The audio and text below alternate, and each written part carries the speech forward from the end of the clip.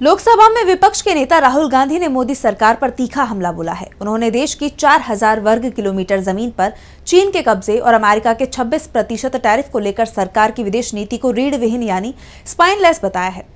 राहुल ने चीनी राजनयिकों के साथ केक काटने को जवानों का अपमान बताया और सरकार से इन मुद्दों पर जवाब मांगा। देखिए रिपोर्ट। कांग्रेस सांसद राहुल गांधी ने केंद्र की मोदी सरकार पर तीखा हमला बोला है। उन्होंने सरकार की विदेश नीति को रीढ़ विहीन यानी कि स्पाइनलेस करार देते हुए चीन के 4000 वर्ग किलोमीटर भारतीय जमीन पर कब्जे और अमेरिका के लगाए गए 26% टैरिफ को लेकर सवाल उठाए हैं।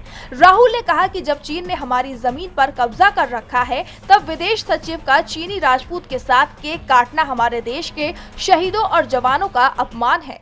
Speaker sir, it's a known fact that China is sitting on 4,000 square kilometers of our territory.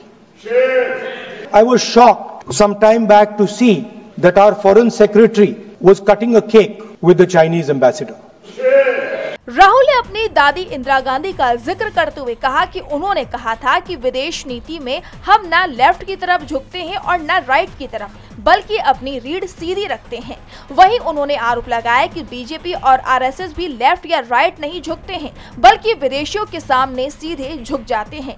यही उनका इतिहास भी है। ऐसा कहकर राहुल ने इशारों में सावरकर को लेकर भी बीजेपी पर तंज कस दिया है। इसके साथ ही राहुल ने ये भी जिक्र किया कि साल 2020 में गलवान घाटी में हमने अपने 20 सैनिक खोए थे, लेकिन सरकार सामान्य स्थिति बहाल करने से पहले जमीन वापस लेने की दिशा में कोई ठोस कदम नहीं उठा रही है।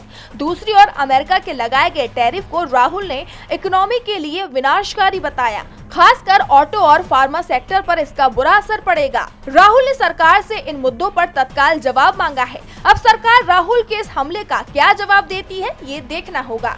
डीबी लाइव की रिपोर्ट।